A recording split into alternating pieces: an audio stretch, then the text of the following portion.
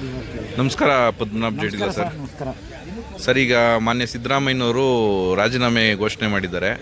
ಈಗ ಮುಂದಿನ ನಿಯೋಜಿತ ಮುಖ್ಯಮಂತ್ರಿ ಬಗ್ಗೆ ತಮ್ಮ ಅಭಿಪ್ರಾಯವನ್ನು ಕೇಳೋಣ ಅಂತ ಸರ್. ರಾಜ್ಯ ಕಂಡಂತಹ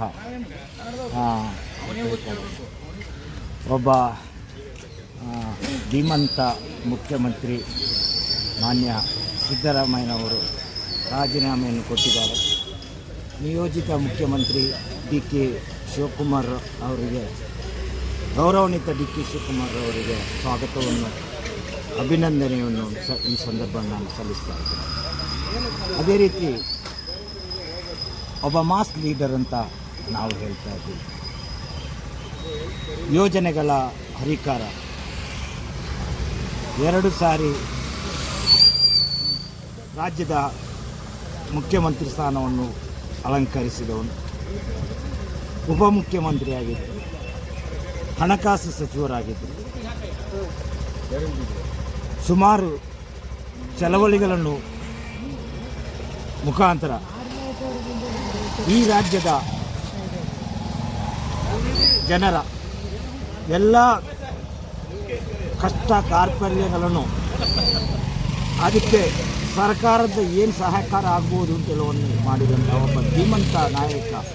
ಬಹುಶಃ ನಾನು ಕಂಡಂತೆ ಮಾಜಿ ಮುಖ್ಯಮಂತ್ರಿ ದಿವಂಗತ ರಾಮಕೃಷ್ಣ ಹೆಗಡೆಯವರ ಮಿಟ್ಟರೆ ಇನ್ನೊಬ್ಬ ಧೀಮಂತ ಮುಖ್ಯಮಂತ್ರಿ ಕಂಡದ್ದು ಈ ರಾಜ್ಯ ಅಂದರೆ ಬಹುಶಃ ಮಾನ್ಯ ಗೌರವಾನ್ವಿತ ಸಿದ್ದರಾಮಯ್ಯ ಅವರು.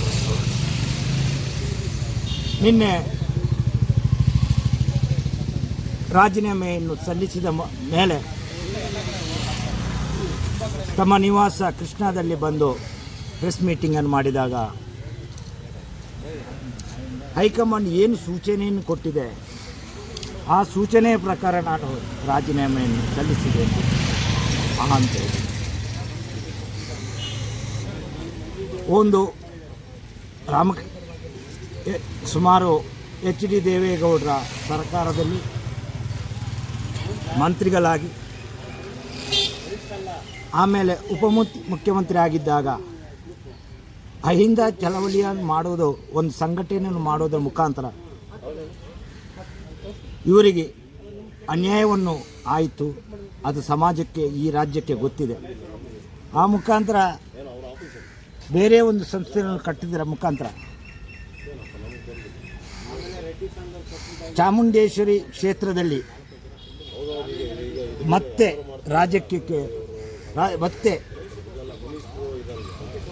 MLA ಸ್ಥಾನಕ್ಕೆ ನಿಂತು ಆ ಕ್ಷೇತ್ರದ ಜನ ಇವರನ್ನು ಗೆಲ್ಲಿಸಿ ಇವತ್ತು ಮುಖ್ಯಮಂತ್ರಿ ಸ್ಥಾನದವರೆಗೆ ಮುಂದುವರೆದಿದ್ದಾರೆ. ಯೋಜನೆಗಳ ಹರಿಕಾರ, ನುಡಿದಂತೆ ನಡೆದಂತಹ ಮುಖ್ಯಮಂತ್ರಿ ಅಂತೇಳಿ ನಾವು ಹೇಳ್ಬೋದು.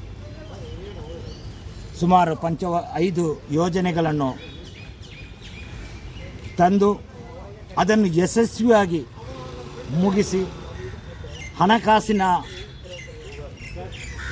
ಮುಖ್ಯಮಂತ್ರಿಯಾಗಿದ್ದರು, ಹಣಕಾಸಿನ ಮಂತ್ರಿಯಾಗಿ ಒಳ್ಳೆಯ 17 ಸಾರಿ ಬಜೆಟನ್ನು ರಾಜ್ಯ ಸರ್ಕಾರಕ್ಕೆ ಕೊಟ್ಟಿದ್ದಾರೆ. ಉತ್ತಮ ವಾಗ್ಮಿ. ಕೇಂದ್ರ ಸರ್ಕಾರದಲ್ಲಿ ಏನು ಅನ್ಯಾಯ ಆದರೂ ಅದನ್ನು ನೇರವಾಗಿ, ದಿಟ್ಟವಾಗಿ ಸಮಾಜದ ಮುಂದೆ, ಜನರ ಮುಂದೆ ಇಡ್ತಾ ಇದ್ರು. ಇಂಥ ಒಂದು ಒಳ್ಳೆಯ ರಾಜಕಾರಣಿ, ಒಳ್ಳೆಯ ಅನುಭವಸ್ಥ ರಾಜಕಾರಣಿ. ಇನ್ನೂ ನಾನು ಸಹ ಇಂದು ಮುಖ್ಯಮಂತ್ರಿ ಸ್ಥಾನದಲ್ಲಿ ಇಳಿದಿರ್ಬೋದು, ಆದರೆ ಪಕ್ಷದಲ್ಲಿ ನಾನು ಮುಂದುವರಿದು ರಾಜ್ಯದಲ್ಲಿಯೇ ಕಾರ್ಯವನ್ನು ನಿರ್ವಹಿಸ್ತೇನೆ. ಕೇಂದ್ರದ ಯಾವುದೇ ಹೈಕಮಾಂಡ್ನ ಯಾವುದೇ ಇದಕ್ಕೆ ನಾನು ಹೋಗೋದಿಲ್ಲ ಅಂತ ಹೇಳುವ ಮಾತನ್ನು ಸಹ ನಿನ್ನೆ ಮಾಧ್ಯಮದಿಂದ ನೀಡಿದೆ. ಬಹುಶಃ ಗೌರವಾನ್ವಿತ ಸಿದ್ದರಾಮಯ್ಯವರು, ಮಾಜಿ ಮುಖ್ಯಮಂತ್ರಿಗಳು ಹಾಗೂ ಗೌರವಾನ್ವಿತ ಈಗ ಪ್ರಸ್ತುತ ಮುಖ್ಯಮಂತ್ರಿಗಳಾಗುವಂತಹ ಡಿ ಕೆ ಶಿವಕುಮಾರ್ ಅವರು ಈ ಯೋಜನೆಗಳನ್ನು ಉತ್ತಮವಾಗಿ ಮುಂದಕ್ಕೆ ನಡೆಸಿಕೊಂಡು ಹೋಗ್ತಾರೆ. ರಾಜ್ಯದ ಜನ ಸುಭಿಕ್ಷೆಯಲ್ಲಿ ಇರ್ತಾರೆ. ಸಮಾಜದ ಕುಂದು ಕೊರತೆಗಳಿಗೆ ಇಬ್ಬರು ಜೊತೆಯಾಗಿ ಸಹಕಾರಿ ಆಗ್ತಾರೆ. ಆ ನಿಟ್ಟಿನಲ್ಲಿ ಒಂದು ಈಗ ರಾಜೀನಾಮೆ, ಯಾಕೆಂದರೆ ಹೈಕಮಾಂಡ್ ಏನು ತೀರ್ಮಾನ ಕೊಡುತ್ತೆ ಆ ತೀರ್ಮಾನಕ್ಕೆ ಪಕ್ಷಬದ್ಧವಾಗಿರಬೇಕು. ವ್ಯಕ್ತಿಗಿಂತ ಪಕ್ಷ ದೊಡ್ಡದು ಅಂತಾರೆ. ಆದ್ದರಿಂದ ಪಕ್ಷದ ಗೌರವಕ್ಕೆ, ಪಕ್ಷದ ಮಾತಿಗೆ ಗೌರವವನ್ನು ಕೊಟ್ಬಿಟ್ಟು ಇವತ್ತು ರಾಜೀನಾಮೆಯನ್ನು ಸಲ್ಲಿಸಿದ್ದಾರೆ. ಇಂಥ ಒಂದು ಗೌರವಾನ್ವಿತ ಮುಖ್ಯಮಂತ್ರಿ ಇನ್ನೂ ಒಳ್ಳೆಯ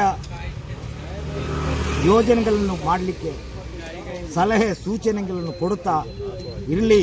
ಅವರಿಗೆ ದೇವರು ಆರೋಗ್ಯ ನೆಮ್ಮದಿಯನ್ನು ಕೊಡಲಿ. ಹಾಗೂ ನೂತನ ಮುಖ್ಯಮಂತ್ರಿಗಳಿಗೆ ನಾನು ಈ ಸಂದರ್ಭದಲ್ಲಿ ಮತ್ತೊಮ್ಮೆ ಶುಭವನ್ನು ಹಾರೈಸ್ತಾ ನಾನು ಮಾತು ಮುಗಿಸ್ತೇನೆ.